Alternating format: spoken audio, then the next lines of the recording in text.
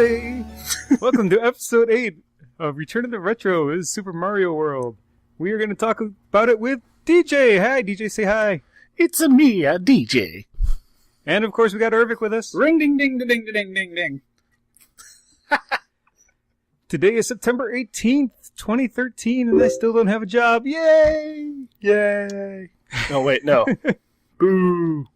Well, I am kind of unemployed, so at least there's that. Yes. I'm sitting at work every day, and I see your 10 o'clock Twitter message that says, "Oh, time to get up and play these games. They don't play themselves." And I just I realize that I'm on my 5th coffee, and I've been at work for 3 hours. Thank you. Yeah, it's like the exact opposite of the Dunkin' Donuts guy. I want to say hi to the live chat. Geek Culture Andy is there with us tonight. Hi, Andy, a former guest. We are part of the Geek Insomnia Network. You should be listening to all the shows in the Geek Culture Happy Hour. On the Geek Culture... I'm going to start this over.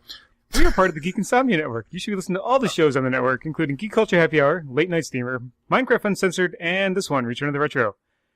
Someday we're going to have more shows, but we don't know when. So, yeah, that might happen. Might. Ervik, what have you been playing? Super Mario World. I finished Shadowrun Returns because that game is fucking awesome, as per last week. Before you go on, I just want to ask you real quick. After you find the giant ants, how many more areas are there? I don't know the exact number, but Spoiler! you're getting pretty close at that point. It's More than 3? probably right at, or Okay. just like maybe one more than that. It's not a ton, but they're big multi. Sort of looking for there's a lot going on in those sections. They're bigger than the earlier ones. Okay. So you're doing all right. You're probably about I'd guess 3/4, maybe a little closer. Yeah, I got up to episode 8 done on the Let's Play for that, and so hopefully I can get it done in 3 more, because I only did, or 2 more, because I only did graphics for the first 10 episodes. Laziness of Photoshop, always a good excuse. Yep. What else have you been picked playing? up over the weekend Rogue Legacy on Steam on sale, and that game is fucking awesome. It's Awesome? awesome. If you have not played it, you should next time it goes on sale. I mean, it's only $15 not on sale, so you should play it regardless. But I think I picked it up for like $8, and I've put like 30 hours into it, so pretty decent $8 expenditure. No kidding. Nice. It's a roguelike. The catch is essentially you're going into a castle. Kind of like what do you call it? Metroidvania. You know, it's side-scrolling. But the castle is randomly generated every time. And you collect money and power-ups, there's patterns for armor and spells and enchants and shit you pick up. And you can't do anything with them when you pick them up, but when you die, you get to pick from one of 3 descendants, randomly generated. And they all have random class, random, ability, trait kind of thing, and a random downside usually. Sometimes they only have one, either an up or a down or neither, but for instance, you can be colorblind, and the entire game is in grayscale for that run-through. Nice. You can have dwarfism, and Awesome. you're half the size. You can have gigantism, and you're double the size. You can have a hypochondriac, and it doesn't really do anything other than when you get hit, the numbers are way bigger than they should be. There's a whole host of them. It's fantastic. But before you go back in the castle, you take all the gold you accumulate it, and you buy essentially. You build a castle, and you unlock a blacksmith. You can unlock new classes to play through as. You can upgrade your attack power, spell power, etc. And then when you go back in the castle, you lose anything you didn't spend. Death is literally standing at the door, and the toll to get back in the castle is to give him all your money. So you have to spend it all before you go back in.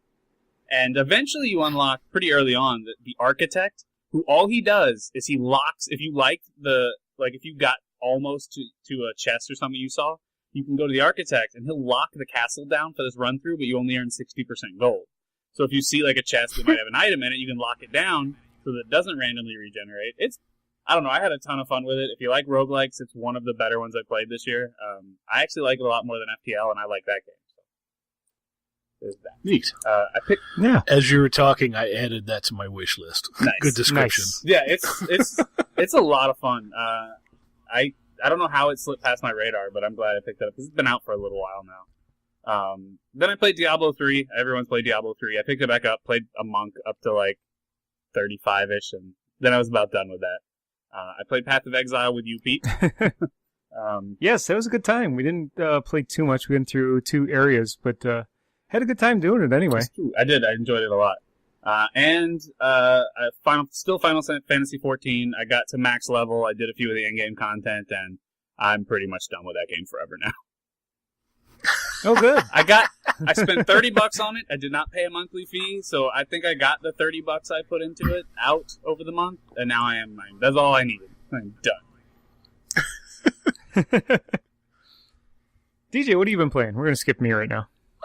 Well, I have been playing a ton of Lotro for that online class. I was going to cover that a little bit later. But that's been a ton of fun. Sort of breathes a little bit new light since I'm still new in the guild and I'm just the new guy. So, of course, I've been playing Super Mario World.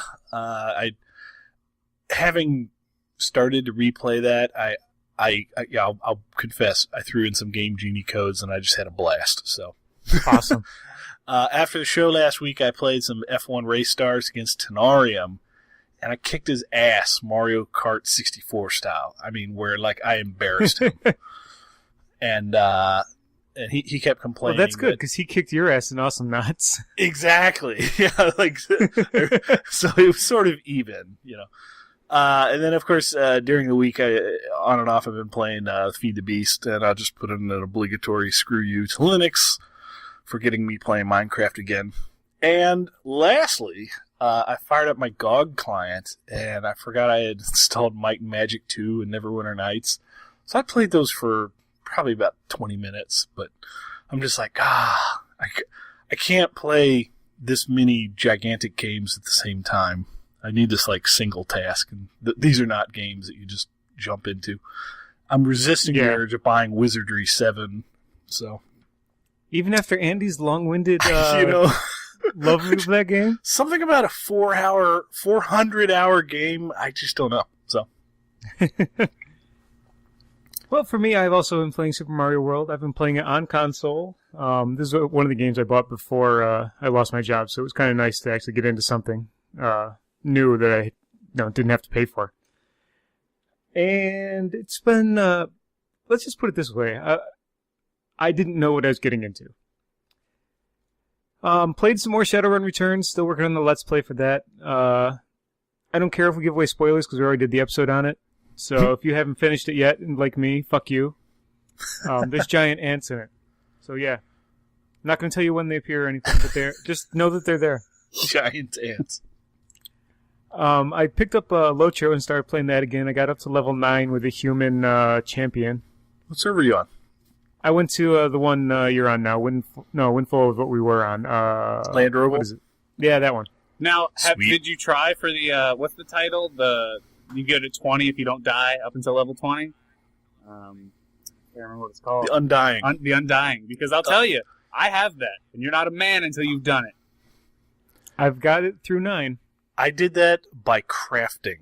You want to tell a story on how you fucked somebody over on it? Oh, yeah.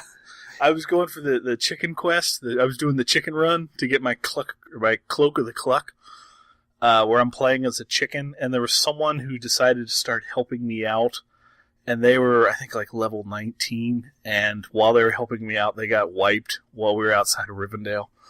And, yeah, I sort of felt bad, because they were trying for that, and they died while protecting a chicken.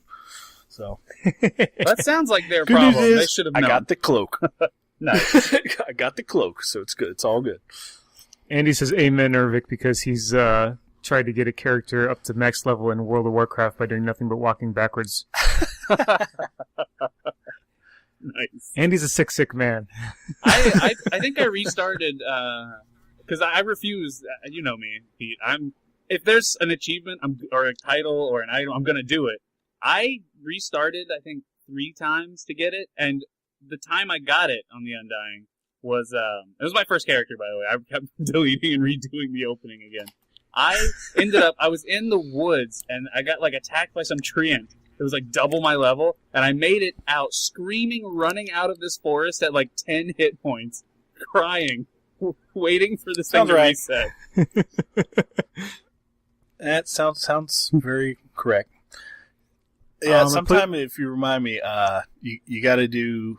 If you look it up on Lotro, there's an 8-hour long quest, Oh, I've looked it up. and it's I think it's the Crosser of you. All you get is a title called the Crosser of Roads. So That's messed up. yeah, you have But to it is survive fitting as a to chicken. it's just like reading the book. You know, there's long-winded sections of song that you don't give a shit about. Just get me on to the action. Exactly. Whatever. I like Tom Bombadil. Shut your mouth.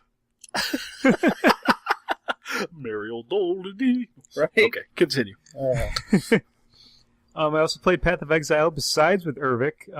I have a level 47 duelist now who is at chapter 3 or act 3. The problem is act 3 starts at like level 47. And really you should be about 2 levels over the monster level when you're there. And he's just getting his ass kicked. So I haven't been playing it as often as I want to. Gotta go back and grind. Yeah, I hate that. Like I've said before, grinding is the worst in any fucking I thing. agree, which is why I don't play a lot of MMOs anymore, because god damn it, all the grinding. I So don't know. I'm Go telling ahead. you guys, Dragon Warrior, the old Dragon Warriors, they're very grindy, but for some reason they just felt right. They were super grindy. I've actually got a character in Dragon Warrior 1 waiting to go down under the throne who's not high enough level yet to do it. And I think I got him there about 2 years ago. I got 2 words for you. Game Genie. Game Genie, you know what? I've never owned one. I've only used them in games like Battletoads where I just, wanted infinite lives to get through the surfing part, which I've actually gotten very good at. But, I've never really wanted to cheat at games. Except for, when you get into like Grand Theft Auto and you want a tank just to fuck around. I don't want to. Yeah, I don't want to cheat. Even back in the I just want to go. I want to play. back in the day, I would only pull out the Game Genie when we had beaten the game and we were bored with it.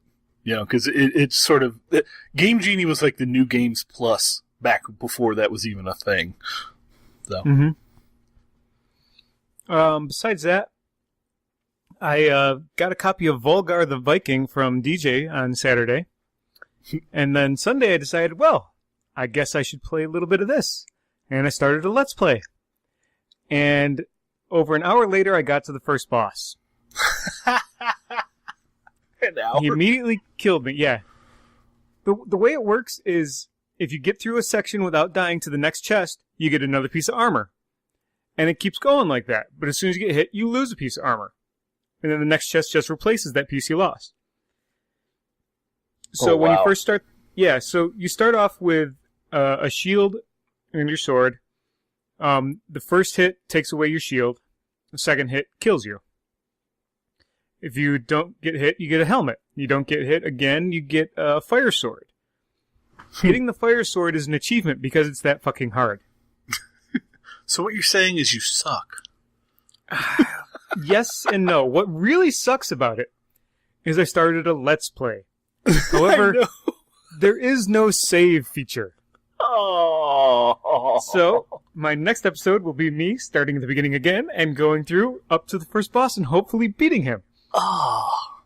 Has anybody done a full game run yet on YouTube? I don't know, but there's leaderboards and stuff for it, and there's a fast run mode to set up in the game. So, they expect someone to. Wow. Yeah, I'm not even going to touch that game. That's why I'm like, I'm just going to give this to Randark and just let him play it on my behalf, because I'm like, that's so far beyond me. Good luck. Yeah. We'll see what happens. I'll try again maybe this Sunday before football. I completed SteamWorld Dig, which I talked about on Saturday. Excellent game. Highly recommended for the 3DS if you have one. Or the 2DS if you got one of those when they come out. Just a great game of exploration and learning, and there was a boss fight at the end, but it wasn't that big a deal. the game was fun. There's nothing else you can say about it. It was just lots of fun. Not groundbreaking in any way, not super fantastic, but really fun. FTL can get a big fuck you. I've played it on hard, and I've gotten about 3/4 of the way through. Or normal, I'm sorry, on normal. I put it on easy, and every time I put it on easy, I get to the boss, but can I fucking beat him? Hell no. So I don't know what I'm going to do. I've gotten one... The only thing I've unlocked so far is the second ship from the NG Empire, or whatever they are. Some of the ship unlocks are literally impossible. Like, they would take... one of the ships takes 3 separate, completely random events to happen in the correct order in a single playthrough. That's fucked up. It's almost impossible. So just play the Powerball instead. You're way more likely to do that. I picked up GTA San Andreas last night. You know, everyone was, Grand Theft Auto 5, Grand Theft Auto 5. I'm like, well, fuck you. I'm finally going to get my 360 controller to work for San Andreas. And it works pretty good. I have it set up for the right stick to be the mouse. So I'm playing it like a dual-stick third-person shooter, which kind of sucks versus the lock-on mode. But I could play it with lock-on mode with my old gaming controller. I just don't want to have to pull that out every time I want to play it. Wait a minute, So- it doesn't support the 360 controller by default? No, it came out for PC well before the 360 was made. So it has controller support, it just doesn't have good dual-stick support. And because the axes of the triggers it's on one axis, you can't use both triggers at the same time because they'll cancel each other out.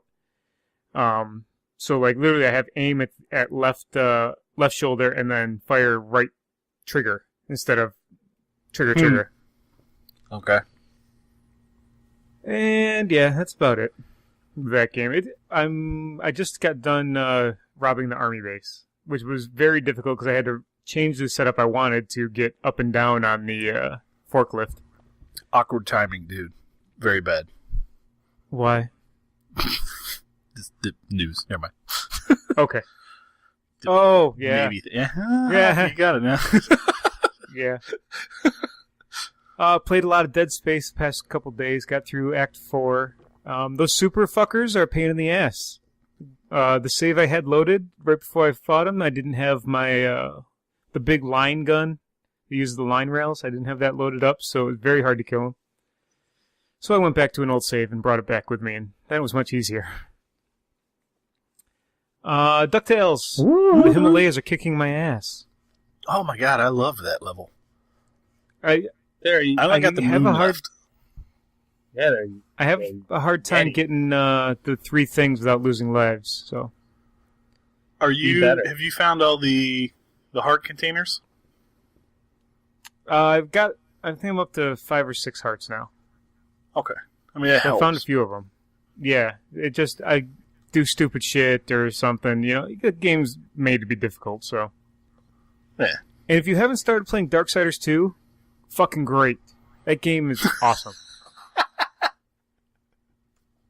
I absolutely love that game. I played it every night for like 3 days in a row for an hour, and I don't know why I stopped playing. I gotta get back into it. That was awesome. I played some of 1. I never beat it. I own 2. I got it in some Humble Bundle at some point, the THQ, and I think I just never played it. Oh, they're excellent. You should finish both of them. The storylines don't coincide with the Bible, including the names of the horsemen aren't even the same as the Bible, so it's kind of similar but not, and so it's really worth playing just to hear the story. All right, I'll give it a whirl at some point. And that brings us into host news. DJ, what do you got going on? Well, this week I'm actually in the second week of the, what I jokingly said, play Lotro for college credit class.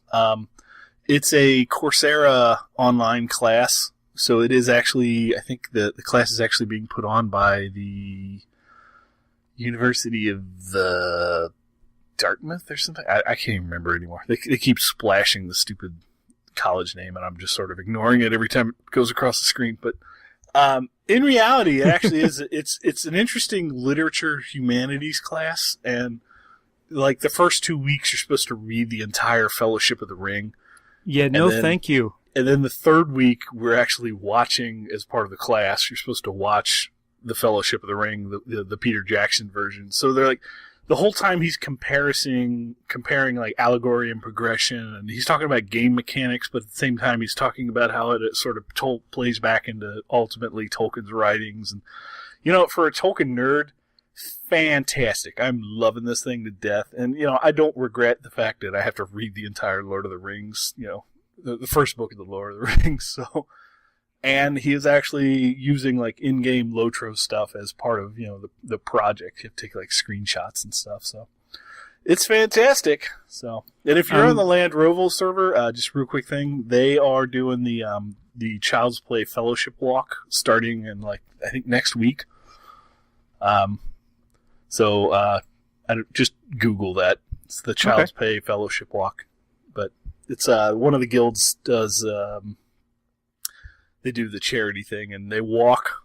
Everybody walks from Bag End all the way to Rivendell. So, Andy's naming out universities in chat for you. Is it the University of Phoenix or the Hollywood Upstairs Medical College? Yes, that. Harvard. I'm gonna sign in. I was trying to search, but because it started, I can't find it for you, unfortunately. Vanderbilt University. It's called Online Games Vanderbilt? Literature. Holy shit. It's called Online Games Literature, New Media, and Narrative. I'm going to copy and paste this into the doc so you can put this. I'm surprised it's such a well-respected school. No, it is a serious. He's got very high quality video lectures. How many of the 40,000 people have dropped out? I don't know, but you could tell that the forums, which usually aren't that great in these online classes, because this is the second one I've taken, the forums is just exploding with people. You can't even, every time you log into the forums, you're just it's not even worth reading it. There's so much stuff in there, so. Maybe I should have tried a different one. I don't remember what class I took, but I did the Coursera thing, and it turns out college work for no credit, I could not be bothered doing. Well, that's why nice. I take it for something that I'm actually interested in, and I'm I'm never going to use this for anything, so I'm just it's still fun. Yeah, I love the Andy idea. wants to make sure it's not. Andy wants to make sure it's not Wunderbilt. But yeah, there seriously was 40,000 people, and the college, the guy who's the professor. He was told directly by Turbine to not tell people to log into one specific server because it might have crashed. Yeah, it might have crashed their servers. So, because it's Lotro, so they don't have that many. So, I've never read Fellowship of the Ring, mostly because I've heard about those songs, and second because I read at about a 4th grade speed. Comprehension's really high, but I read really, really slow. I think I've read it 6 times, so yeah, I'm sort of glossing through it just for the college class. The only book I've read twice is Game of Thrones. Ever. Really? Yeah, because I read that slow. It's well, do I want to invest another month into reading this book? No, I don't. Which is part of the reason my novel has fallen to the side, because I'm tired of rereading it over and over to edit what I've done or just remember what I wrote, and it taking me 2 hours to get through what I wrote, and well, fuck, I don't feel like writing now. Well, Andy said he was going to edit my novel, and then I gave it to him, and then he just set it down and walked away. That was 2 weeks ago. So. Thanks, Andy. Very nice. Thanks a lot. No. Perfect. What's happening with you? Nothing. I'm just working a whole bunch. Pretty much nonstop work, and then I go play games, and then I sleep, and then I do it again. Nothing outside the norm. You wrote work in the doc, and it made me immediately think of Adam Sandler. Mop, mop, mop, all day long. Mop, mop, mop, when I sing this song. More work? Yeah. Zub, zub. Kabuki Yuki. For me, I have a job interview tomorrow for a job I don't really want, so yay. Woohoo! I guess. I applied for it. Phoning it in. I sent in my resume. They said, send us another copy of your resume and your salary requirements. I'm well, I don't really want this job. I was making $20 an hour. Highball it. Fuck it. Yeah, I'm going $22.50 an hour. 12% raise, because fuck it. And they said nothing. They didn't balk at it. I'm like, oh shit! I should have gone Right? high. Yeah. Should have went with 30. You undersold yourself. So yeah, I got that going tomorrow. I have to get all snazzied up, drive 45 minutes to the other side of Rochester, and hope I don't get it. Snazzied up, but you got Tough life, you gotta dude. put on the clean polo. Tough life. No, I'm actually gonna wear my nice pinstripe suit. Ooh. Yeah, black shirt, red tie. Maybe I'll throw on my fedora. I'm not sure if I'll do that. Pimp hat, feather. You know, the usual. So, DJ, you have a giant collection of retro games. That's what I've been told. Before I hoarded Steam games digitally on a 2 terabyte drive, I think it was just like when I grew up playing Nintendo. I was our family was like one of the early adopters of the NES. I just fell in love with it. But back in the day, you could only buy like 2 or 3 games a year because of the cost. Yeah. And I never sold any of them, ever. And then it just came to the point where, like, as I got older and I started making money, I would be like, they just kept getting cheaper and cheaper and cheaper. And then back when, like, I think it was like GameSpot or Games, one of the predecessors to GameStop, they used to have, it was Funko Land, that was it.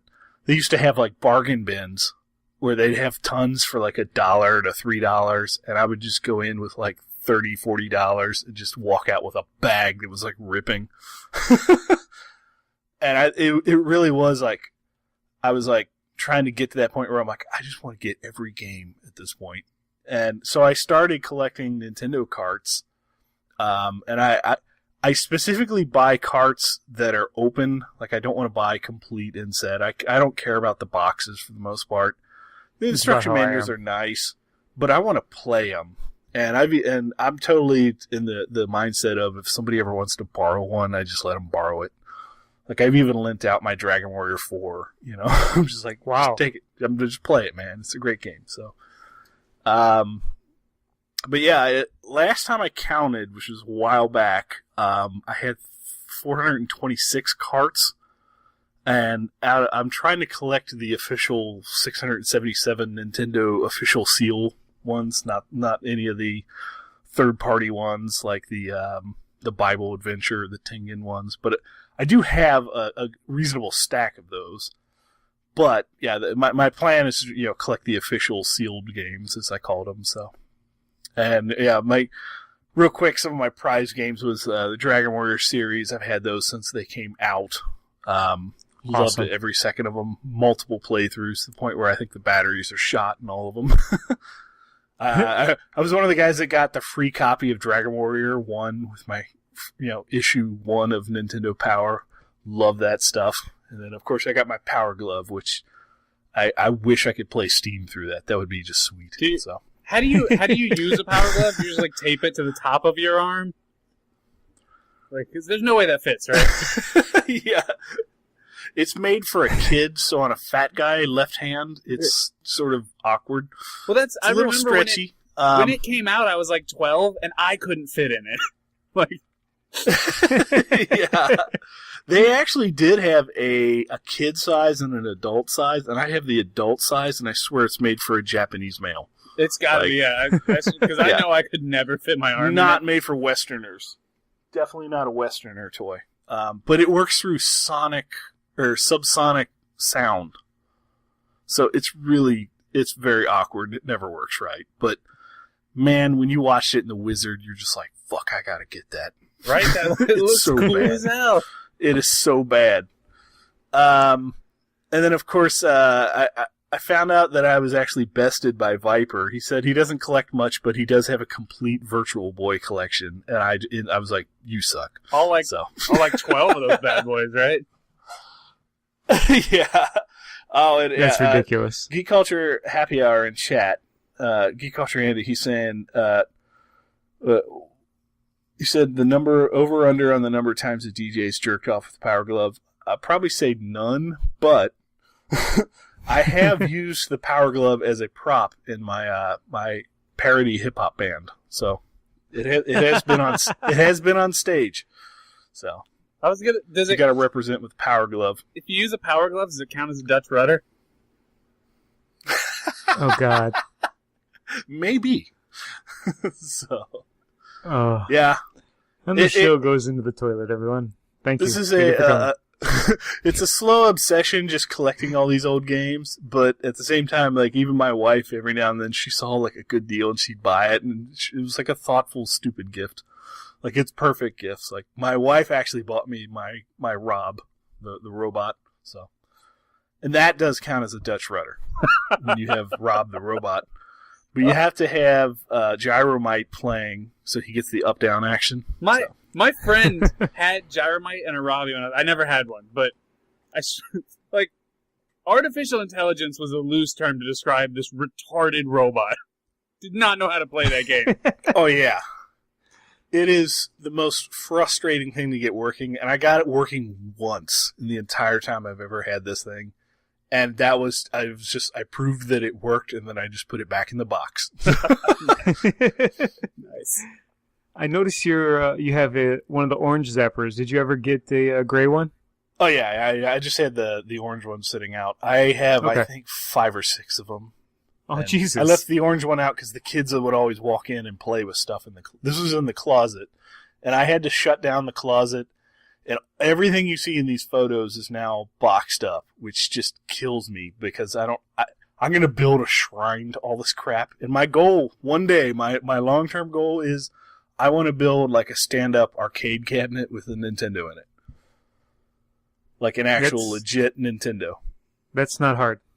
Yeah, and I literally have I think it's like a 36-inch tube television sitting in my basement just waiting for this thing. So That's a huge TV for an arcade cabinet.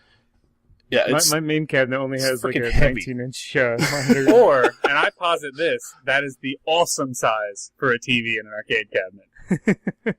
yeah. Just imagine being like inches from it, though. You know. Yeah, exactly. Is that the version 2 Nintendo I see there as well? Yeah, I got Awesome. both of them, the slim line and the toaster. So gotta love it.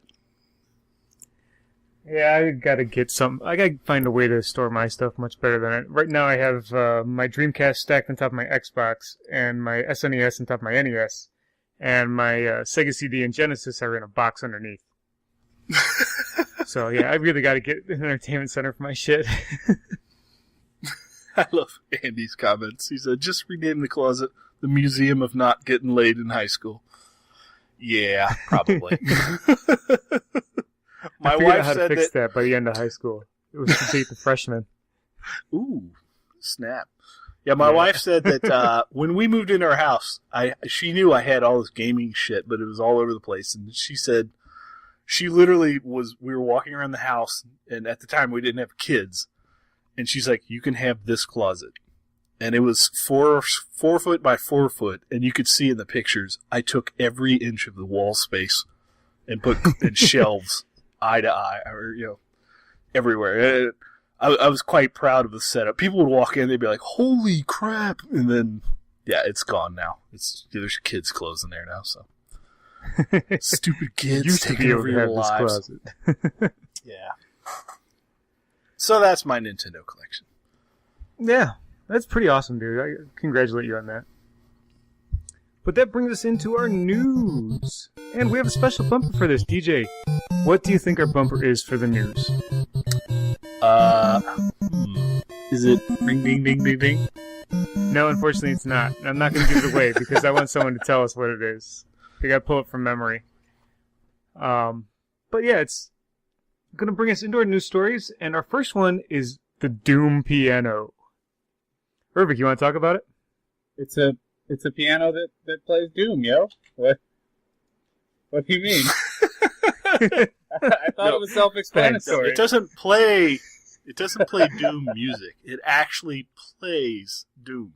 That's where I was wrong. Yeah, no, it's a so it plays player Doom piano that instead of playing music, like where the sheet would go on like a player piano, the dotted circle that spins around on a player piano. That's Doom instead. I don't know how to explain this in a way that doesn't sound ridiculous. He has like sets of keys set up for each action you can do in the game, like forward, back, turn, strafe, shoot, change guns. So you just hear and it still plays piano music. So you just banging on the keys and it still goes ding, ding, ding, you know, whatever piano sounds would make for that certain key. And yeah, but it sounds like it's just ridiculous. It sounds like someone hitting a piano with a bag of cats because you're not playing an actual song. No, there's no song at all. Because you're just smashing random keys to do things. Turn, you fuck, turn! Yeah, it's like, who let their kids play on the damn piano in the bar? That's what it sounds like. So, it's... I mean, good... Interesting idea. I mean, basically, it turns the piano into just a gigantic, stupid controller. Yeah, and if you watch it, like, you can't hold the keys down, like, you have to keep pressing them, like, to turn and stuff. So it's like, to go straight, it's ding, ding, ding, ding, ding, ding, ding, ding. It's fucking great. Could you imagine this being in a bar and people are standing around watching a guy play and go? I just realized they actually have the keys labeled. Yeah, he's got it. I didn't see that in the video before. It's like a whole block of keys too. It's like you get 5 keys that move forward in case you're trying to just space smash at it. Just go! Andy says if I'm not the high bidder for this on eBay, he'll eat a shoe. I need a job first and probably not have a wife, Andy. We're playing Doom with Power Glove. That would probably be worse than this piano, actually, now that I think about it. I want to do that. Yeah, I really kind of do too. I mentioned this a few times. There's a bar in Orlando called Player One. That is a video game bar. You know, they have a bunch of arcade cabinets. But they also have a bunch of systems. Like, every corner has, like, one has a Nintendo, one has a Super Nintendo. Well, in one forgotten corner, there's a 3DO, and the only game they own for it is Wolfenstein. And if you've ever tried to play Wolfenstein on a shitty 3DO controller while 3 beers in, it's an exercise in futility. That would make a good Let's Play. Bring your camera. Maybe I will. It was so frustrating, but after like 5 beers, I stopped caring and just started spinning in circles, shooting at Nazis. Oh. Our next story is Baldur's Gate 2 Enhanced Edition is coming out on November 18th. And I'm hoping it has better multiplayer than the experience we had playing Baldur's Gate 1. Yeah. DJ. Oh, God. Getting that thing to work is ridiculous. Okay. First thing I gotta say is, if you don't have the originals or you haven't bought them off GOG, the remakes actually weren't that bad for a single player experience. But yeah, I was so freaking disappointed about the multiplayer because we were so fired up about playing this. We were talking about it for like a month. We literally got every host to get a copy of it. I think I bought 3 of them myself, and then we all loaded up, and like 2 people couldn't move. The 2 of us that could, we're like, oh, well, we can't go do everything. We need them for fights and shit. It was like a super lag fest. Yeah, it was really laggy too. Oh, that was so terrible.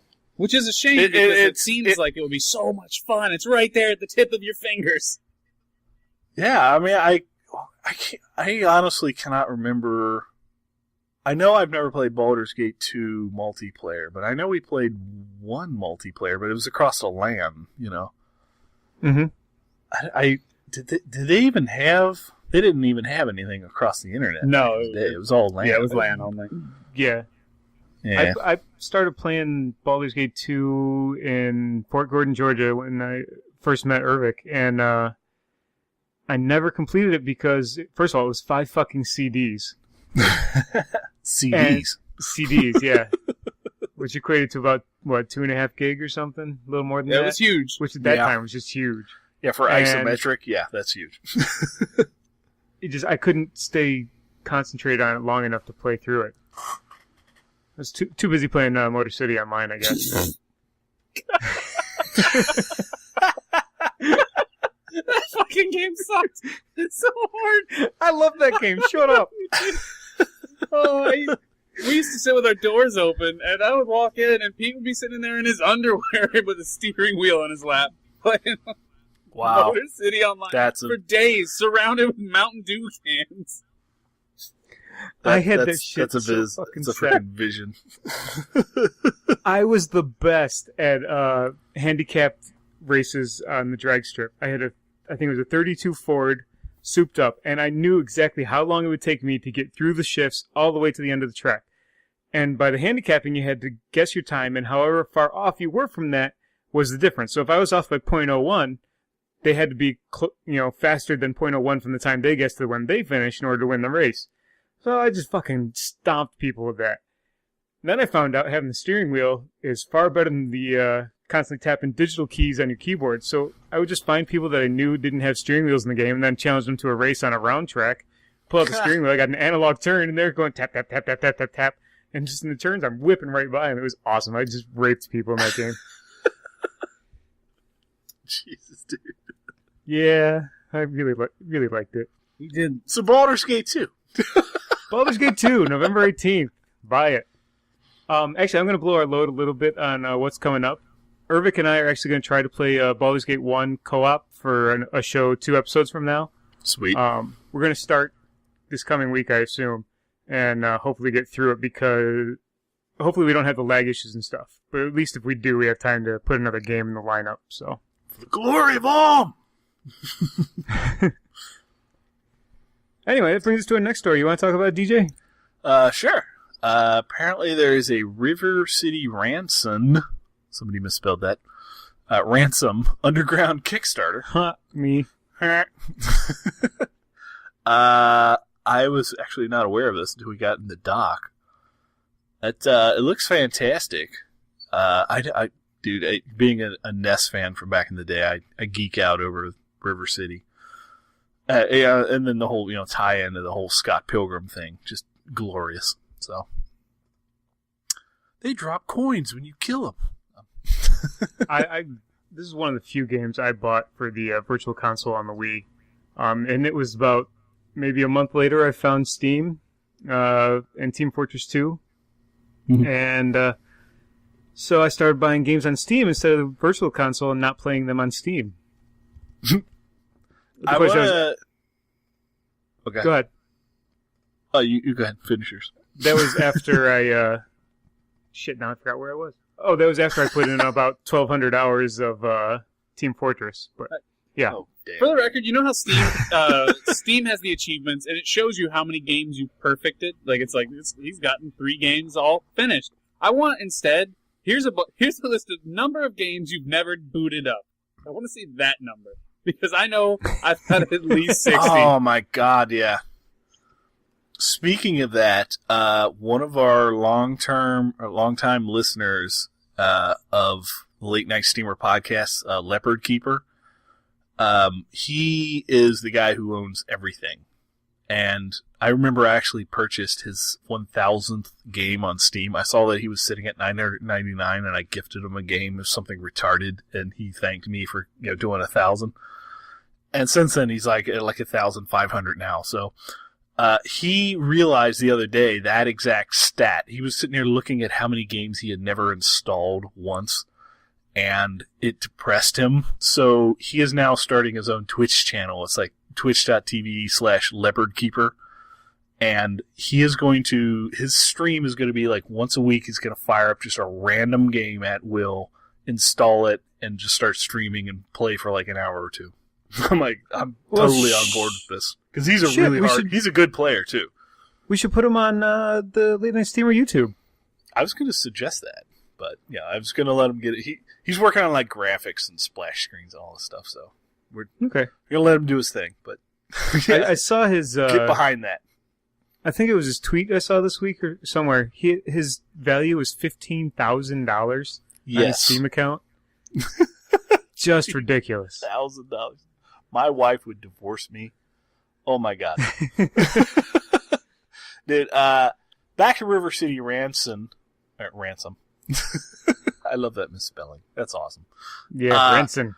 Back in the day, I think I actually preferred Double Dragon, the Double Dragon series more than this River City Ransom. but I know. Where do you guys stand on this? Or did you guys even play this back in the day?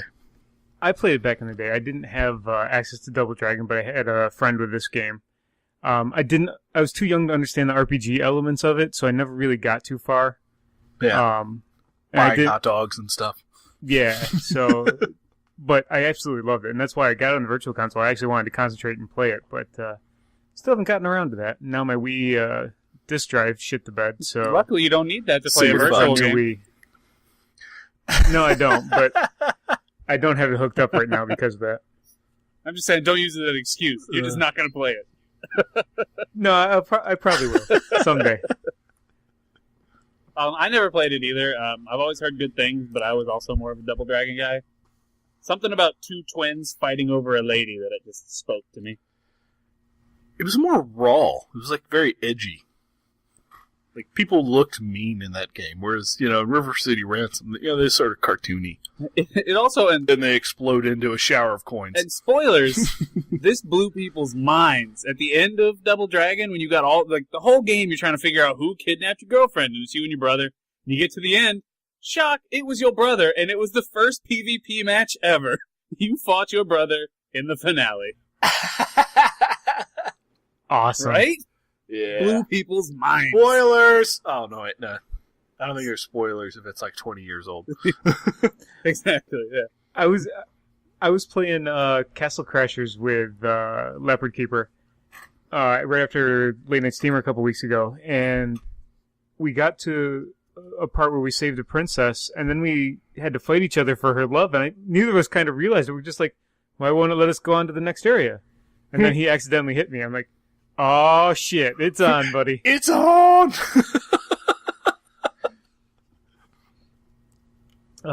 Anyway, our next story is everything you ever wanted to know about Metroid.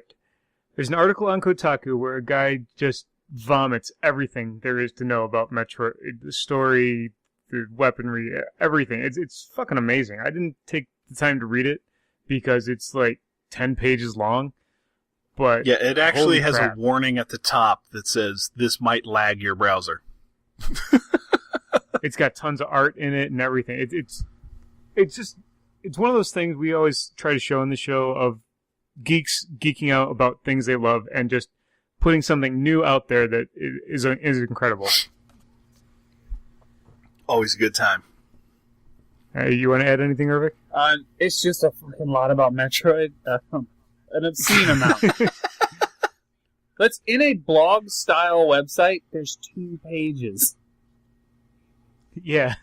It's probably the equivalent of like 20 or 30 real pages of material. It's obscene. It's good. It's obscene. It's a thesis on Metroid. It is. Andy subbing the whole thing up. Screw attack. Samus is a girl. The end. And there's usually a pterodactyl space monster. Spoilers, Andy. Spoilers. Pterodactyl space monster. Irvik, you want to talk about the next one? Yeah, the next one is essentially a tribute to things I love.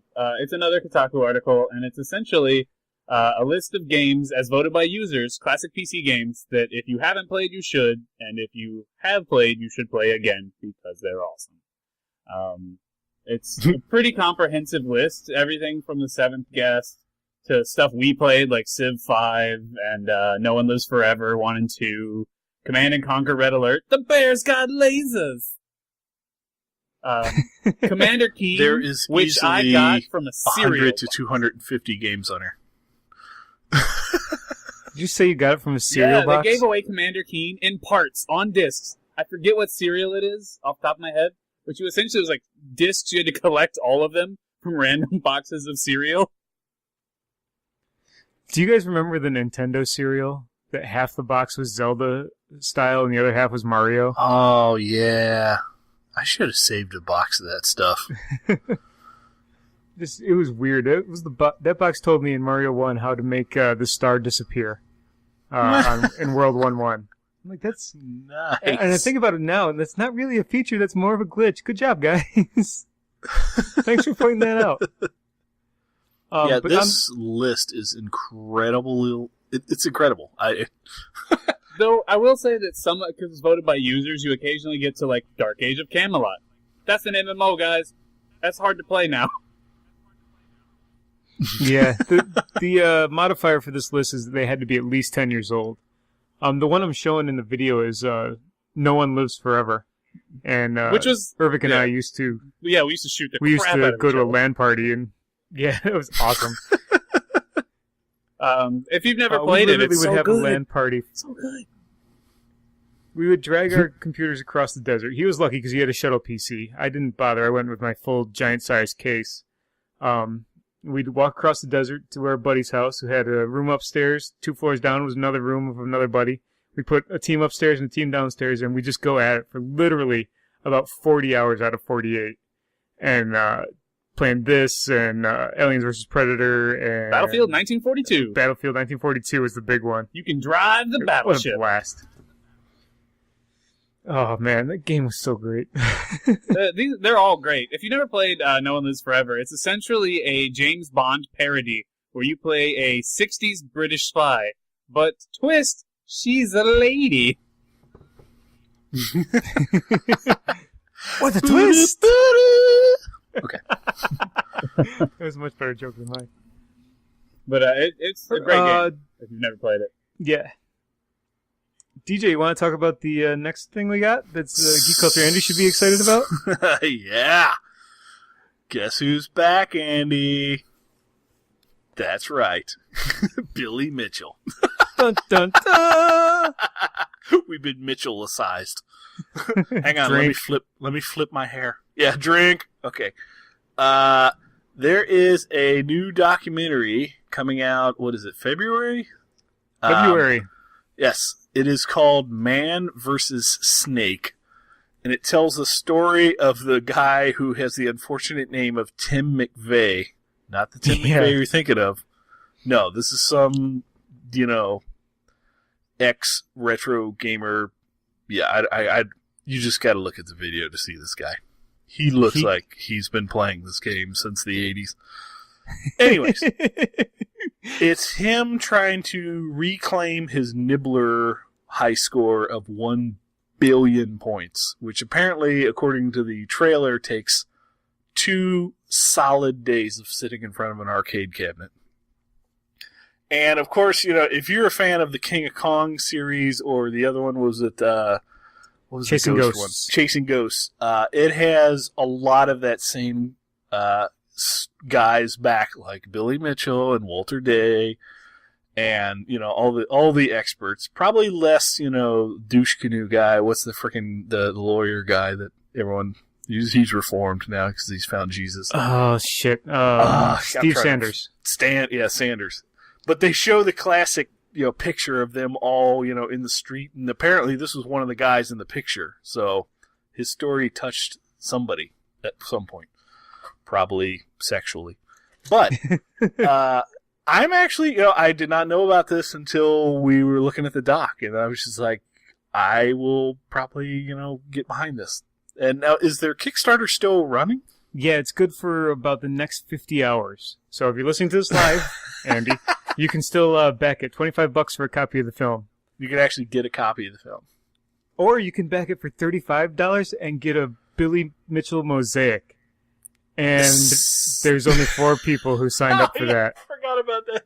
The $35 prize. You get a Billy Mitchell mosaic. Billy I'm Mitchell going to mosaic buy poster. that just so I can send that to Andy when we were in Chicago. Dude, I mean, If you tack $30 onto Oh. any other tier, you can get it as well. But I'm That's so awesome. confused. Like, did they argue over the title Man versus Snake, or did they try and find the one that sounded like masturbation? Like, would it? I don't know. When you see Tim McVeigh, I'm just saying. yeah, it's Tim McVeigh on That's there all now, I'm the saying. big giant guy. That's all I'm saying. Okay, so yeah, apparently I guess the story is like he got the $1 billion score, and then some dude in Russia or something beat him Italy. at Italy. Oh yeah, Russia, Italy. They all sound the same. Yeah, they're exactly the same.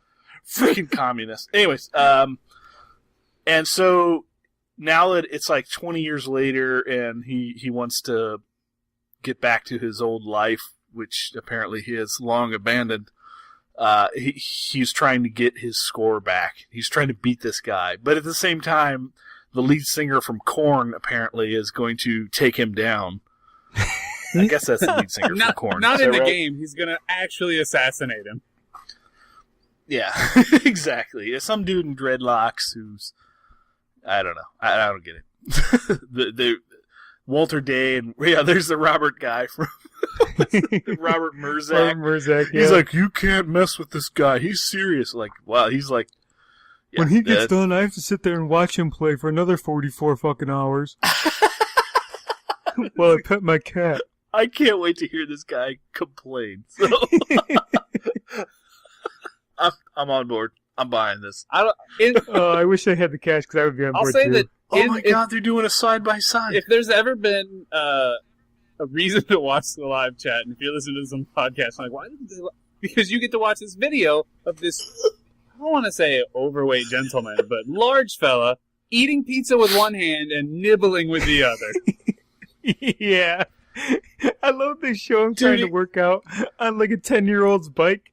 And then he's playing basketball, but then he goes back to gaming, and he's literally it's like a Rocky montage. He's standing on one foot, and the other's like in the air, and he's cramming a slice of pizza in his mouth while like cradling a monster in his like elbow pit and playing Nibbler.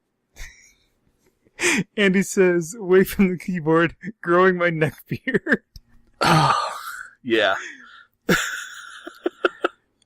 This, I have to admit, when I was looking at the Kotaku response in the user comments to this article, there was a lot of negative feedback about retro gamers saying, man, this makes us all look bad.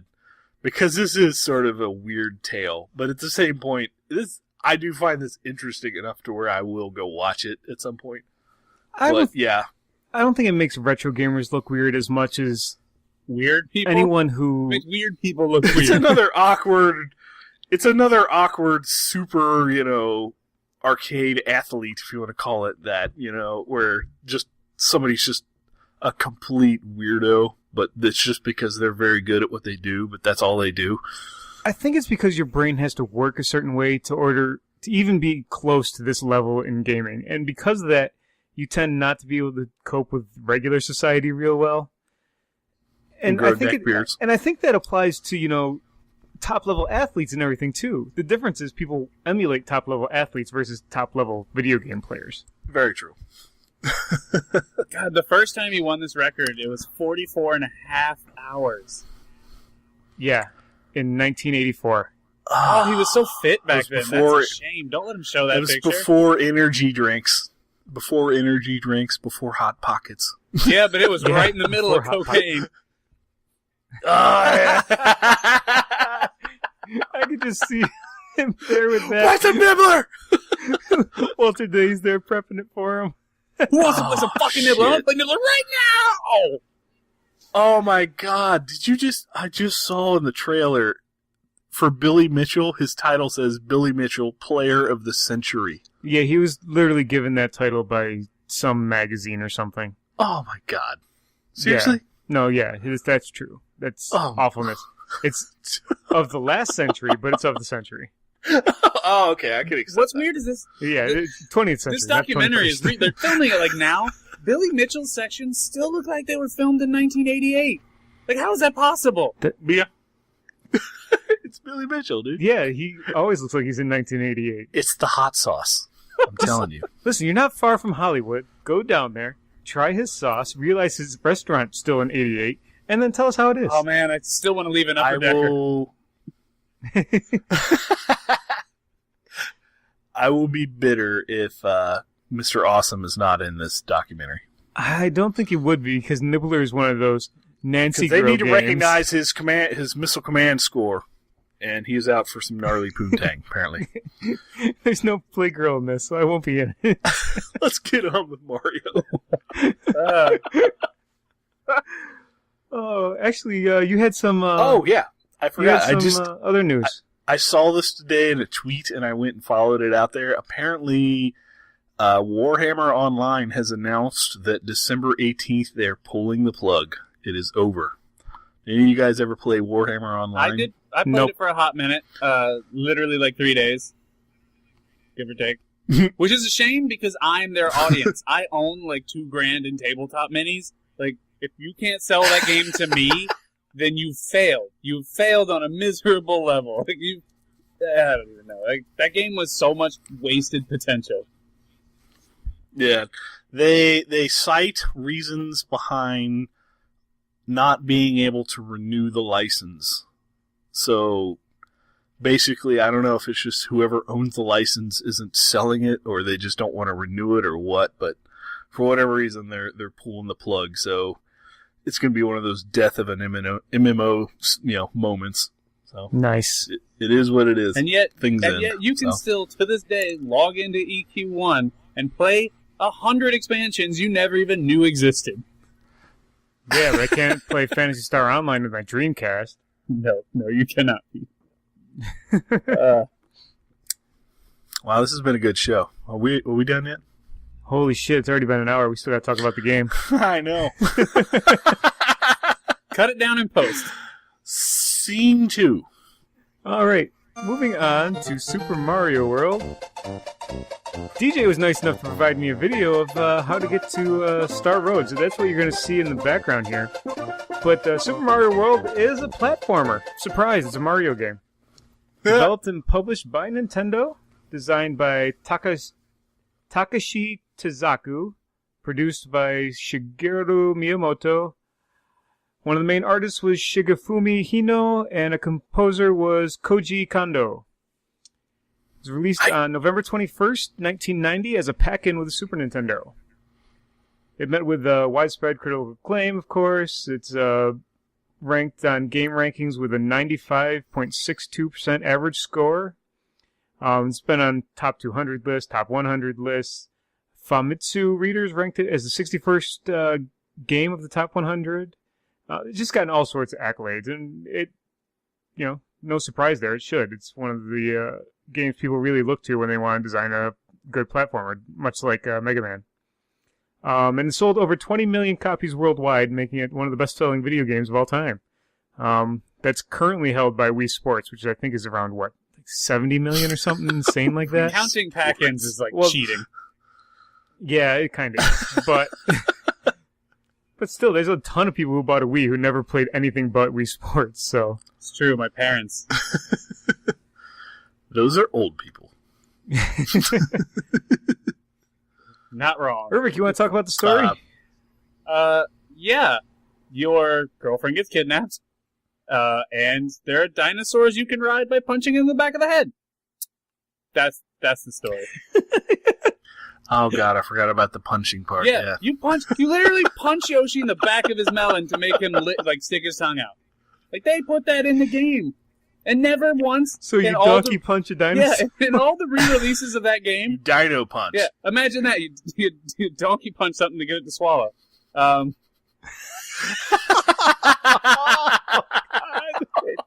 All the re-releases this game has had, it was re-released less than 3 years after it came out in '94. It was re-released as the Mario All-Star pack-in. They re-released the Mario All-Stars with Super Mario World, and it still had donkey punching in it. Dinosaur punching. And in the screenshot, a dude's throwing his balls at you, so there you go. Oh, yeah. But yeah, the story is, after the events of Mario 3, you, your brother Luigi, and Peach are chilling on the beach, full of dinosaurs, because apparently that's how you get down in Mario World, is hanging out with dinosaurs. Yeah. You would too. So they're just sitting on the beach, and Peach wanders the fuck off like a woman do. Just wanders off. And Mario and Luigi go looking for her, and they can't find her. And then they find Yoshi. And Yoshi's like, yo, all my dino buddies got kidnapped. They're stuck in eggs for some reason, so I don't know how we're friends, because they're still newborns, and still able to be aborted, quite frankly. Yet they're talking. And they eat fruit. And everything else. If they eat red turtles, they shit fire. So, which seems uncomfortable. But, so, he's like, all my buddies were kidnapped. And since you don't know where Peach is, you're like, shit, I'll help you with that, I guess. That's kind of what I do. And then at the end of the game, you're like, oh shit, Peach! You got kidnapped? I didn't even know. And along the way, you murder a lot of Bowser's illegitimate children and cousins. Oh, yeah. The turtles just get it. It's a Mario game. Somebody gets stolen, you recover her. Yep. Yeah. And she's not in the castle in the first end of the world, so. Yeah, it's not until you get to at least the 8th castle that you'll find her. And like I said, you don't even know she's missing or you know she's missing. You don't know she's kidnapped for like a good chunk of this game. You're hunting dinosaurs. That is true. Now, yeah, because the very first message you get, it's like, hey, come check this out. You know? And then you end up at like, get there, you there's end nothing. up at Yoshi's house, and you're like, oh, okay, it's a talking dinosaur. And you're like, I don't get it. There's a bunch of freaking, frogs on the roof. What's up with this? And they don't ever explain it. But conveniently, someone installed speaker boxes in the world to give you story. Of course. Do-do-do-do. Which you'll constantly accidentally If only that was hit that while way in trying real to life. fight enemies and get super mad. I mean, if you're anything like me, yes. That is true. Oh. DJ, you want to talk a bit about the gameplay that Rivik hasn't covered? Oh my god. Yeah, it's it's basically a two-dimensional platformer where you control Mario and Luigi from a third-person perspective. And of course, it's the same exact gameplay from all the previous NES titles with dozens of new mechanics. Some of the new mechanics include Feather, which allows semi-controlled, and I say that with air quotes, infinite-ish flight. Because if you remember the previous Mario 3, they had the raccoon suit. The raccoon. I love saying it like that. The raccoon suit, which has, of course you have like a limit to it. In Mario 3, they have, of course, the overworld, which is sort of something they developed, I think, out of Mario 3, yeah. And of course you have worlds 1 through 7. But of course each world has its own theme. You could take multiple paths to get to the end of the world, and of course, the big thing is you can actually re-enter boards that you've beat and replay them. And I think that's where, from a nostalgia factor, that's where the true hidden joy of this game is it has this twisted, complicated secret exits to just every world, or not every world, but a majority of them, and there's just alternate paths to go through the entire game. As you can see in the video that's playing, I sort of show how to go to the donut secret world, where you could skip the entire donut world. You could sort of warp to the end of the second world, but then inside of that you could go to the star world, which then you could just go all over the place. But if you go all the way through the game, I cannot remember how many boards there are normally through the normal path, but in the end there is actually 96 separate exits to the game. And if you get that, all you get is literally just a star next to your name on the front. It's like the most downplayed, achievement ever, is you just get a star next to your name. Like, player 1 star. Okay. But the Star Road, this is where Viper was geeking out, and for good measure. If you go through the Star World, there's actually a link to something called the Special World. Whereas if you complete the Special World, which I didn't go there when we were replaying this, I want to say it was like 10 boards, and they're tough as fuck. And if you beat them all, it actually permanently changes the game, where it reskins a lot of the enemy sprites, and it changes most of the worlds where they have this like autumn theme. And instead of having turtle shells, you have like pumpkin Marios, and it's just ridiculous. And so from back in the day, long before there was New Game Plus, that was like a huge thing back in the day, especially when you figured it out. But one thing I think that was special about this, that sort of made it stand out, at least for me, was the fact that because of all of the just dozens and dozens and dozens and dozens of hidden things in this game, I think when you put it in contrast of back in the day, there was no internet, there was no Wikipedia, there was no Let's Plays on YouTube. You would figure stuff out by, like, your friend across the street accidentally uncovering something, and then he comes over like, hey, did you see the such and such? And then, of course, you'd go do it, and then you're just like, oh my god.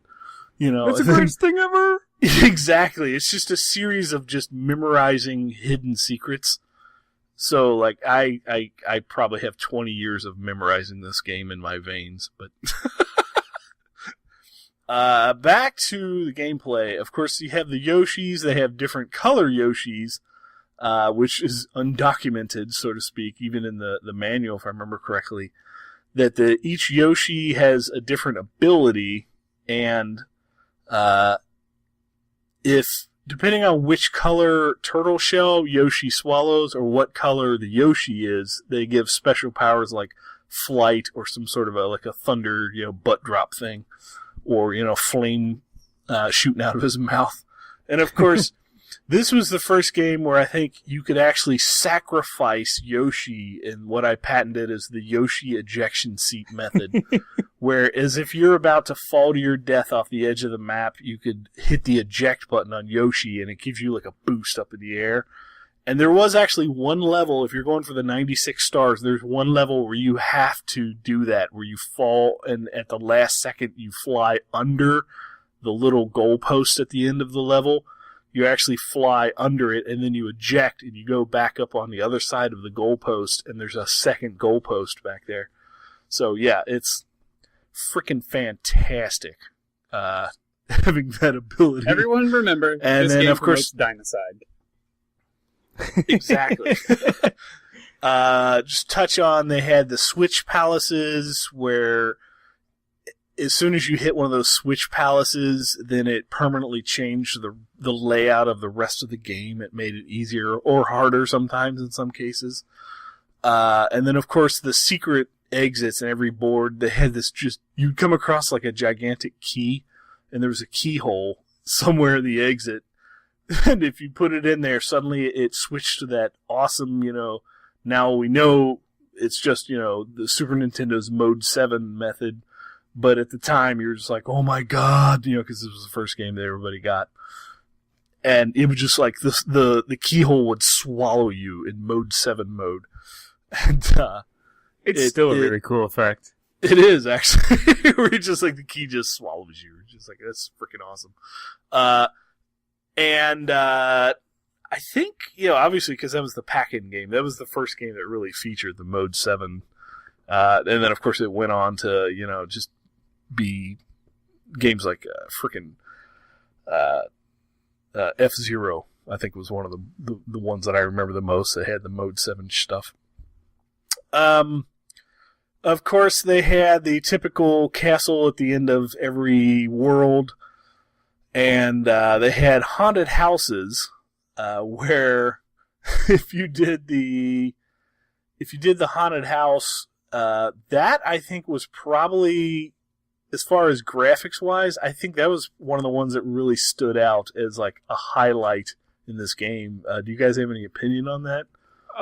Since you guys played most of the game, they really fucked with me. As far as exactly, I wasn't. You mentioned in your notes that you were scared, but you were a kid back then, obviously. But I didn't have that effect. But it's just like, what the fuck? I went through this door like 6 times. Where's the other one? Fucked with your head, didn't they? Though they deliberately just had like freaking twisted ass turns and false doors left and right from the start. Oh yeah, the first Switch Palace is to the left of the first level. Like, you've got to go left, not right, and you can get to the first Switch Palace. Oh yeah.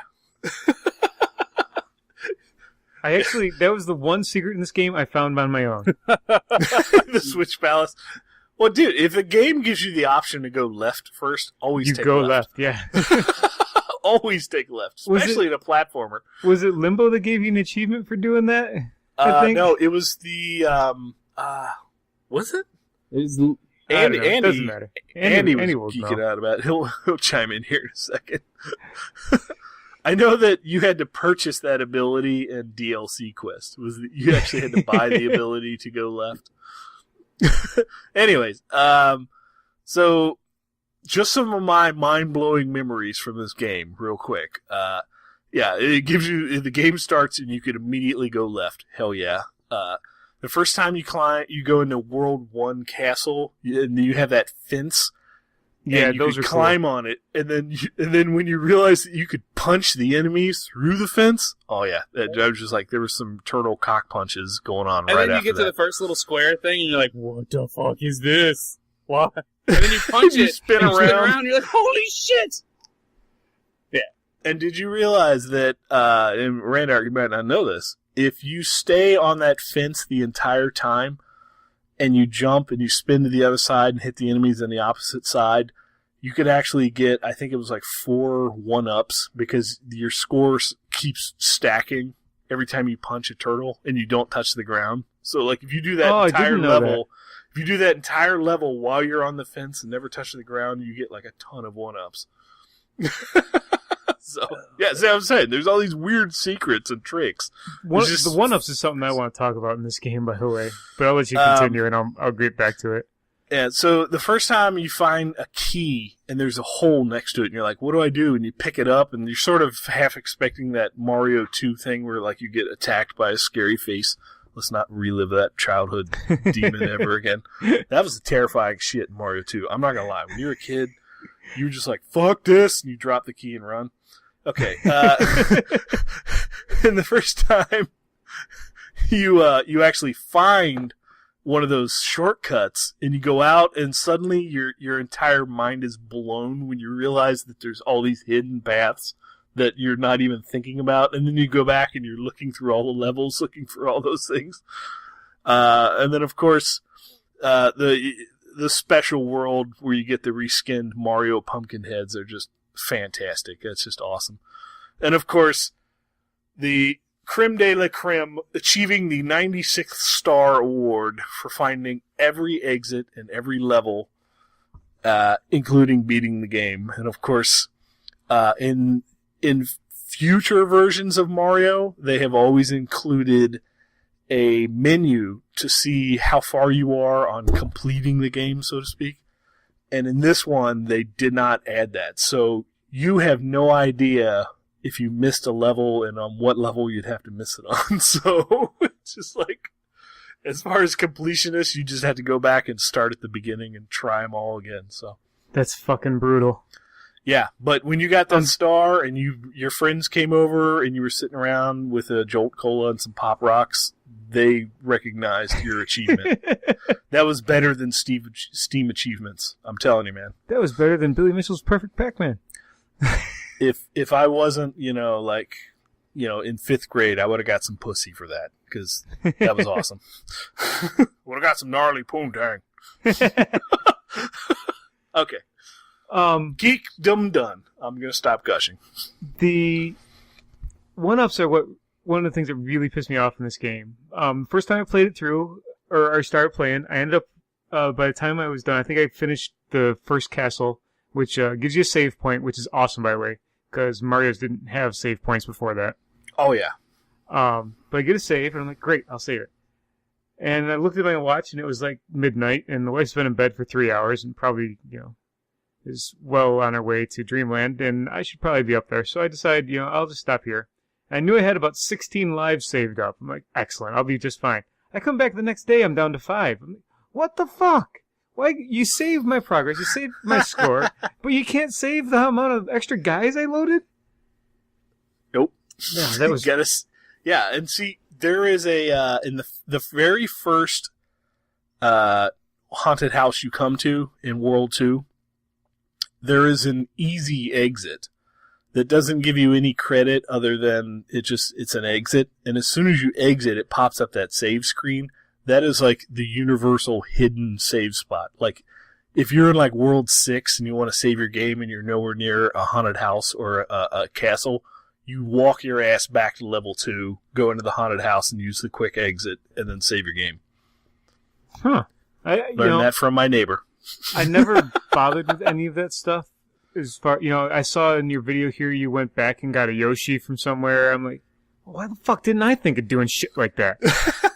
Yeah, and it's stupid shit. Like you can go back, you can backtrack, and you pause the menu, and if you've beaten the world, if you hold the select button, it exits the world. But you have to beat it first. So, yeah, there's so many weird things like this that just are not documented at the time that now I look back and I'm like, it turned us all into...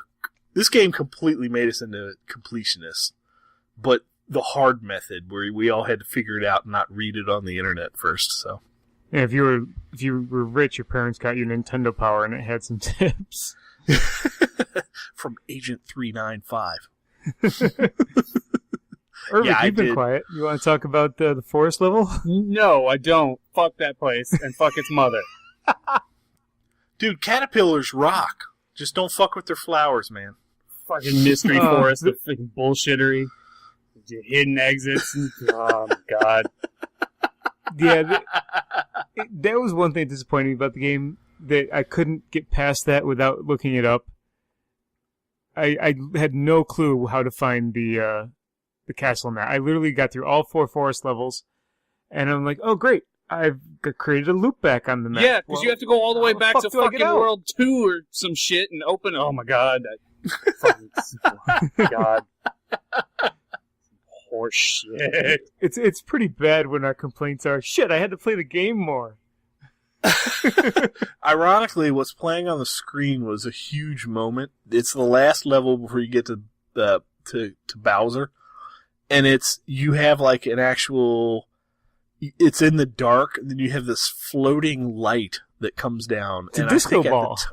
At the time, that was huge, because you're like, nobody had done like a following light source like that ever in a game before. So lighting you was could something we almost talked tell about like in games back then. yeah, you could almost tell that was like a tacked on tech feature, like a bullet point that somebody was like, hey, the Super Nintendo could do this. Well, let's make an extra level right before the ending that shows that off, Yeah. So, I Right don't know. before you get to Clown Copter Boss, you get to see... Which, no lie, is probably the easiest of all of the Mario games I've ever, the final boss battle. This is probably the easiest of them all. Yeah, I don't. I didn't have it's not that hard. I didn't have a hard time with any of the boss battles I got to so It's far. actually, I think, easier than some. Not all of it by any means, but it's easier than several of the boss fights before it. Yeah. This game to me is really weird in that there's a lot of shit in this game that doesn't really appear in Mario titles after. Like, the feather and cape, for instance. Like, you don't really see that a lot in newer Mario games, like, at all, for some reason. There's a lot of enemies, like the little Ninja Star dudes and the little baseball throwing jackasses, and that you don't really see those. It's the little flowers that shoot fire semen in the air that like floats gently down to earth. Like, it's a lot. They those exist in I think it's Mario 1. They're in the underwater levels. There's definitely this stuff does show up in other places, but there's a lot going on here that just doesn't really come back for some reason, which is weird because I think this might be one of the most famous Marios, if not the most famous, most played by a pretty fair margin. So it's weird that you don't see a lot of this. I actually appreciate this version.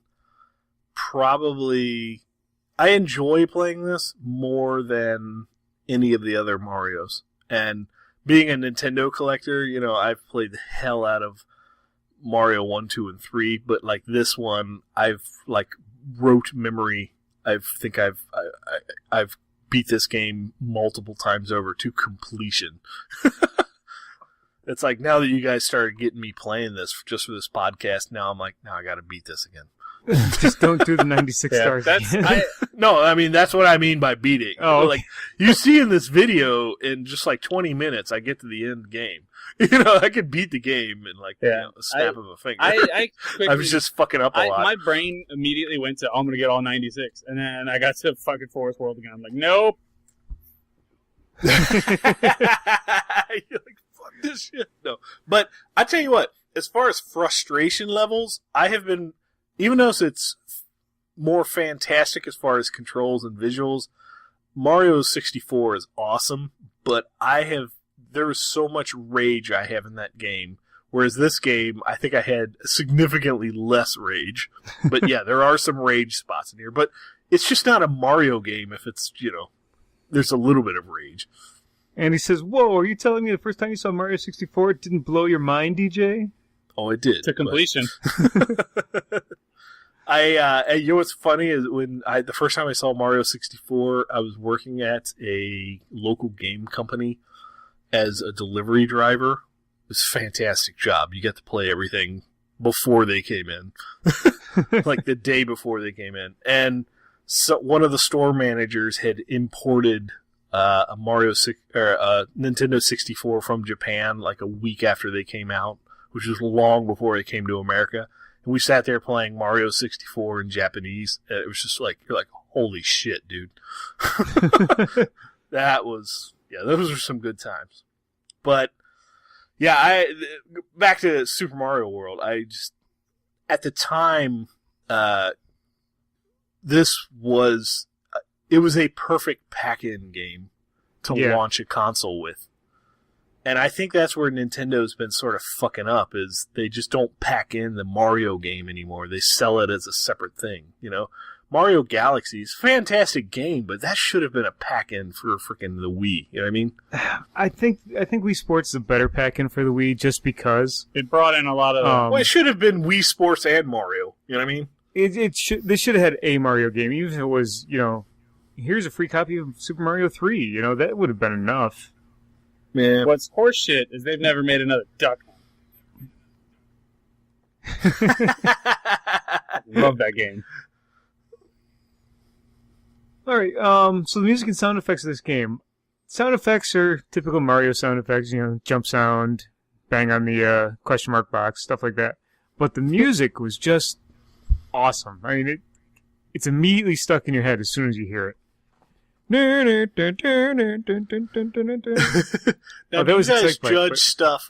Do you guys judge stuff on what it was like, back in the day, or how it holds up? Both. A little bit of both. Back in the day, it was just great because you were used to 8-bit chiptunes. Now you get a 16-bit. Exactly. Oh yeah, much more shit. This shit twiddled your taint. Like you had no idea it was coming. Yeah. Yeah, there was like a freaking full... even though it sounded... Now I go back and I listen and it sounds like MIDI files. Yeah. There was a full freaking orchestra of MIDI files playing in the background. And the environmental sounds was just amazing. Like when you're in a cave and you have that little bit of echo to all your jumps. Yeah, that was a really cool effect. I didn't notice it at first. In the first Underground, I noticed it later. I'm like, that's kind of cool. Irving, you said you've been humming this shit for days? Well, because you've been humming it for days and it gets stuck in my head, ass. Like, the game doesn't get it stuck in my head, you do. When you hum it, like, that somehow, it's like a disease. Do you want me to go...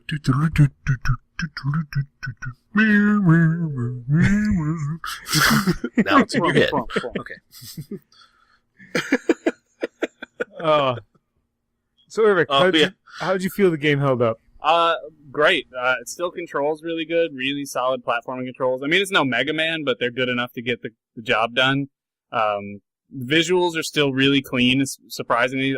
There are a lot of 16-bit games that look way worse than this. Held up, especially for being essentially the first one. It did a fantastic job, looks great. The gameplay is surprisingly diverse. There's, for a platformer, it's got puzzles, it's got platforming, it's got a goddamn bajillion secrets, the different power-ups. The simple ability to store a power-up for later is huge. Like, that changed a lot of what was going on. Yoshi introduced an entirely different element into Mario. This game had it all going for it, and it still does. It is fantastic. Aside from the goddamn forest level. For me, even playing, new Super Mario Bros. Wii and a couple of the other more modern Marios, the evolution in this game is still there. I mean, Mario 3 is still my favorite over all of them, but you can definitely see where this has influenced the future games more than any other of the Mario games has. The flying with the what's it called, with the cape and the spin attack you can do with it. You get to see that in New Super Mario Bros. Wii. When you shake the controller, you get the same spin attack. Just so many things in this game stay through the series. You were mentioning stuff that didn't come back, DJ, but there's a lot of it that did. I mean, the ghost maneuvering, the giant ghosts, stuff like that has all come back. Even in Mario or Luigi's Mansion on the Wii, the boos come back, and the boos are all fucked up. Which is really just messed up in that game. They can basically control the other ghosts, and they are the hidden secrets in that game. You got to find them on each level, and they're usually about the size of the one you just jumped over there in the video, and it's just fun to fight them. The little things this game does as far as getting things right is, movable power ups, like you're moving that P block there, the savable power ups, which to me, I didn't use a lot in this game, but I used the hell out of that ability in Tetris, which I think stole it from this game, to be honest. Just great all around. You can't say enough good things about this game. Definitely. Yeah. Do you want to say what you wrote about this game? Of the overall experience? Yeah. Okay, I'll say it. I'm gay for this game. Wait, that came out wrong. No, I think you came out just right. I see what you did there. No, replaying this game, you know what's sad is I actually loaned my copy of this to my brother like a year ago, and he still has it up in like Columbus, Ohio. It's like 100 miles away. And when you said, we're going to do Super Mario, like I had to finally, bite down and get an emulator version.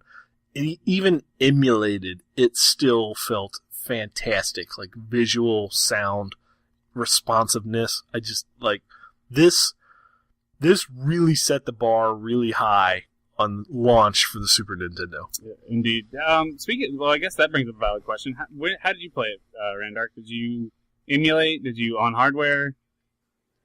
I first started the game in emulation. I played through the first few levels up to like Castle 1, and I've done that over the past like year or so. But I was able to find a copy at the local game store. It was actually a pretty good story. I walked in with my wife, and I was buying a bunch of stuff at the time because I had a 20% off my entire purchase token. So I was going to spend like $100 and then only pay $80. And it was $20, but they didn't have a copy in that store. And so I'm looking around the store for other stuff, and I realized that the demo they have for the Super Nintendo running is Super Mario World. I'm like, wait a minute, there's a copy right here. And she goes, oh, let me look at that.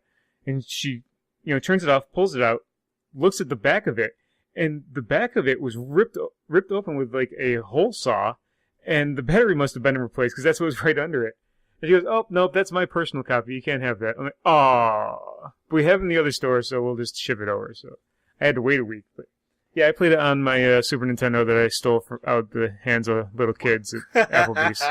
The Dream Crusher. I have to admit, I'm really happy that you played this for the first time on original hardware, because, yeah, the experience back in the day of plugging this thing in when you first got it on Christmas Day or whenever, it was just mind-blowing. I played it on hardware, I played it emulated, and I played the Wii version, and yeah, the SNES version, just something about it feels right, holding that controller. The motions are, like, the Wii version comes close, but it still just doesn't feel right. Maybe it's because you have a Wiimote dangling between your thighs while you're playing.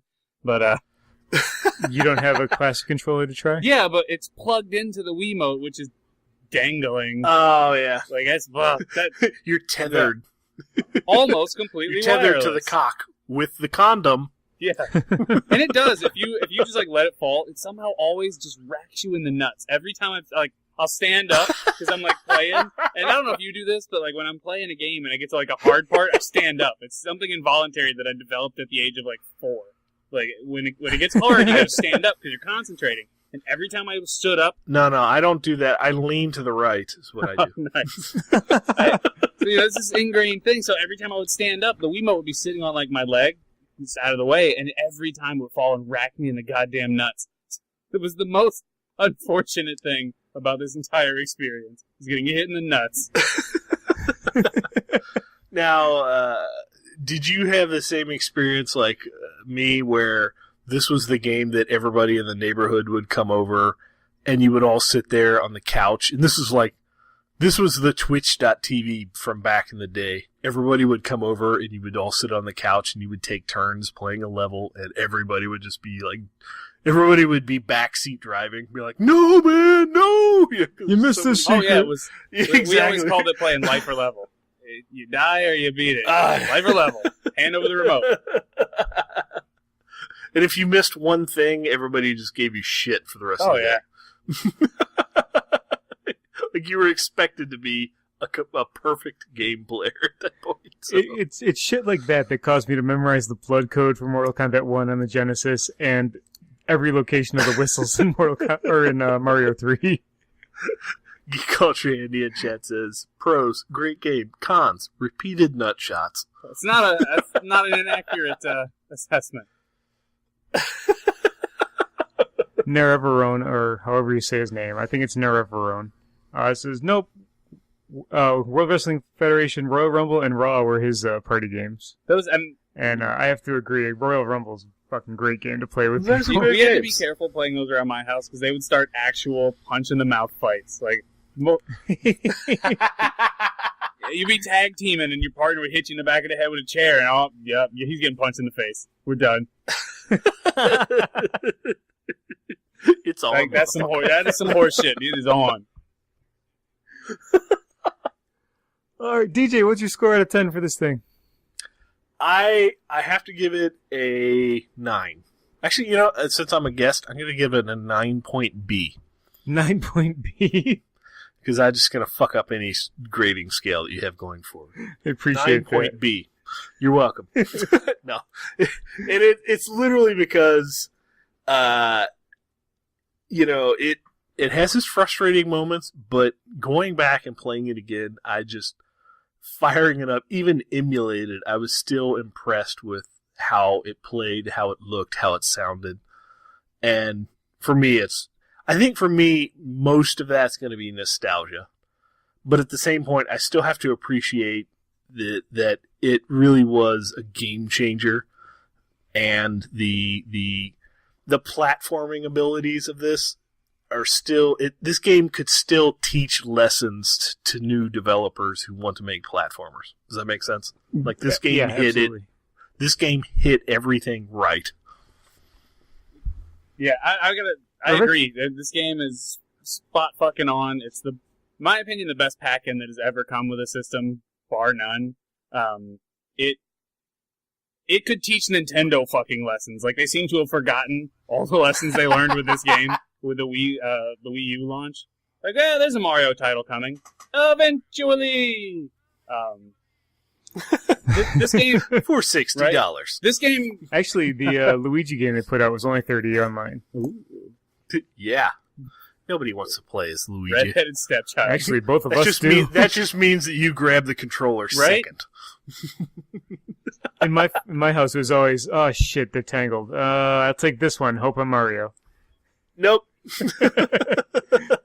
Yeah, for me, this is also a 9. I'm deducting half a point for repeated nut shots, even though it's not the game's fault, holding it against it.